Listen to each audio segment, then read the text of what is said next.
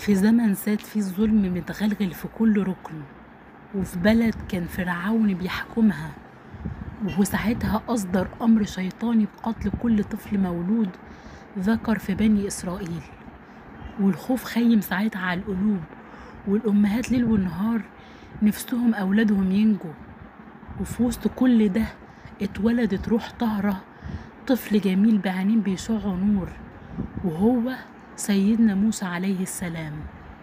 أمه قعدت تبكي وتترجى ربنا يحميه من جند فرعون اللي هم بيقعدوا يعدوا على البيوت وبيدوروا على الصغيرين ياخدوهم للموت. وساعتها جالها أمر من ربنا في قلبها، إحساس فطري: أرضعيه، فإذا خفتي عليه فألقيه في اليم.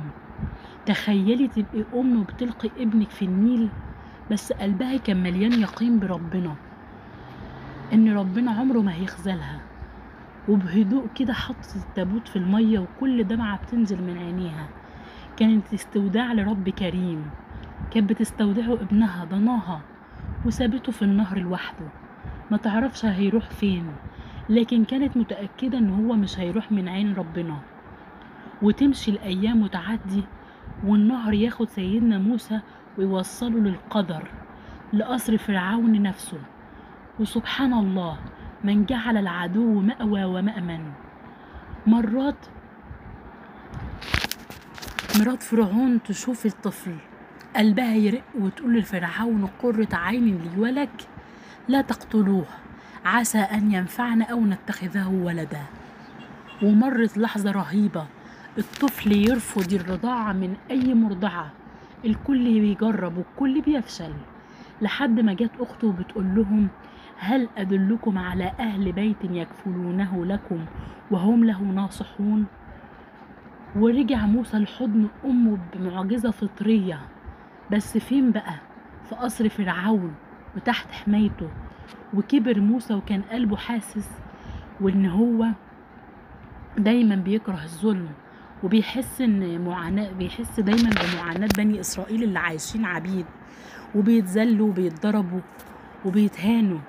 وفي كل يوم شاف في واحد من بني إسرائيل بيتخانق مع واحد من جنود فرعون، فدخل موسى يدافع وضرب القبطي، ولكن القبطي ده مات. اتصدم سيدنا موسى وما كانش قصده يقتله، بس خلاص الدم اتسفك. وموسى بقى خايف وعرف ان الخبر هيوصل لفرعون.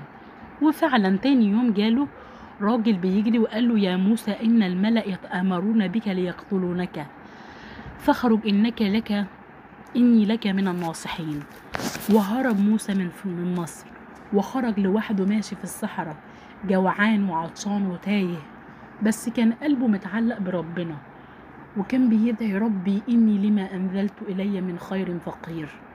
وفجأة شاف مشهد جميل، بنات بيحاولوا يسقوا غنمهم والناس زحماهم، فقام ساعدهم وسقى ليهم، وبعدين رجع وقعد في الظل تعبان لكن راضي. واحدة من البنات رجعت له وقالت له: إن أبي يدعوك ليجزيك أجر ما سقيت لنا. راح موسى وقابل الراجل الطيب شعيب اللي قال له: إني أريد أن أنكحك إحدى ابنتين هاتين على أن تأجرني 8 حجج. وافق موسى واشتغل واتجوز، وبدأ حياته تهدى شوية بشوية، لكن النداء السماوي لسه ما جاش. وفي يوم وهو ماشي في طريقه شاف نار من بعيد، وقال لأهله: أمكثوا، إني آنست نارا لعل آتيكم منها بخبر أو جذوة من النار لعلكم تستطيعون. ولما قرب من النار سمع النداء: يا موسى، إني أنا الله رب العالمين. تخيل اللحظة اللي ربنا قرر يكلمك فيها، قلبه رجف وخاف، لكن ربنا طمنه وأمره إنه يروح لفرعون، وقال له: اذهب إلى فرعون إنه طغى. وراح موسى ومعاه أخوه هارون، وقالوا له الكلمة: هل لك إلى أن تذكى وأهديك إلى ربك فتخشى.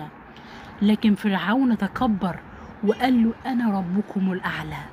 وبدأ يتحدى سيدنا موسى ويطلب منه معجزات، فرمى موسى عصاه فتحولت لثعبان عظيم، ومد إيده خرجت بيضاء للناظرين. بس فرعون عنيد جمع السحرة وقال لهم اغلبوه، وجوم السحرة وعملوا سحر عظيم. بس لما شافوا معجزة سيدنا موسى آمنوا وقالوا آمنا برب هارون وموسى. فرعون غضب أكتر وهددهم وقال لأقطعن أيديكم وأرجلكم من خلاف. بس الإيمان كان أقوى من التهديد، ومع استمرار التكبر مع فرعون نزلت الآيات، الضفادع والدم والقمل والجراد والطوفان، وكل مرة فرعون يوعد، ولما تترفع المصيبة يرجع يعاند، لحد ما أمر سيدنا موسى بالخروج ببني إسرائيل ومشوا بالليل بهدوء. لكن فرعون عرف وجمع جنوده وجرى وراهم، ولما وصلوا البحر قالوا بني إسرائيل إنا لمدركون. لكن موسى قال بثقة كلا إن معي ربي سيهدين. وأمر الله موسى يضرب البحر بعصاه فانفلق البحر وكان فرق كالطود العظيم. ومشوا بني إسرائيل من الطريق اليابس، ولما دخلوا فرعون وجنوده رجع البحر كما كان وغرق فرعون. وفي اللحظة الأخيرة قال فرعون آمنت أن لا إله إلا الله الذي آمنت به بنو إسرائيل. لكن بعد فوات الأوان، ودي كانت نهاية العند والطغيان وبداية رحلة أمة ورسالة نبي ومعجزة خالدة لحتى الآن، ونفضل نتعلم منها حتى الآن. قصة سيدنا موسى مش بس قصة نجاة، دي قصة أمل وثقة وثبات اتعلمنا منها اللي معاه ربنا عمره ما يخاف، وإن النصر دايما بيجي بعد الصبر، وإن العدو مهما كان قوي ربنا أقوى منه. دي كانت قصة سيدنا موسى عليه السلام، وانتظرونا وهعمل لكم قصص تانية لأنبياء آخرين. ولو عجبتكم القصة ما تنسوش تدعموني بلايك واشتراك عشان أكمل معاكم في قصص هند.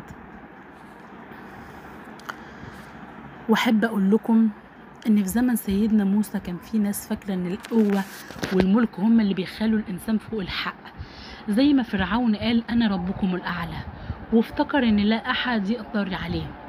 لكن الحقيقة بقى إن ملكه انتهى في لحظة غرق واحدة كانت كفيلة تخلي الدنيا كلها تشوف إن الظلم عمره ما بيعيش. النهاردة لسه في ناس عايشة بنفس عقلية فرعون، ممكن يكونوا مش لا ملك ولا حاكم، لكن بيظلم في بيته أو في شغله أو حتى بيكسر قلوب الناس بكلمة. وفي ناس زي بني إسرائيل بيستسلموا للخوف ومش مصدقين إن ربنا قادر يغير الحال لأحسن حال.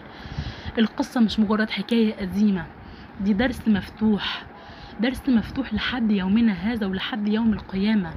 ومهما كنت قوي لو ظلمت فنهايتك معروفة، ومهما كنت ضعيف لو لجأت لربنا بإخلاص النصر جاي ولو بعد حين. البحر اللي انشق لموسى هو نفسه البحر اللي أغرق فرعون، وربنا هو اللي بيقلب الموازين. اسأل نفسك النهاردة انت في حياتك بتتصرف زي مين؟ زي زي سيدنا موسى اللي واثق في ربه، ولا زي فرعون اللي اغتر بنفسه؟ أحب أعرف رأيكم.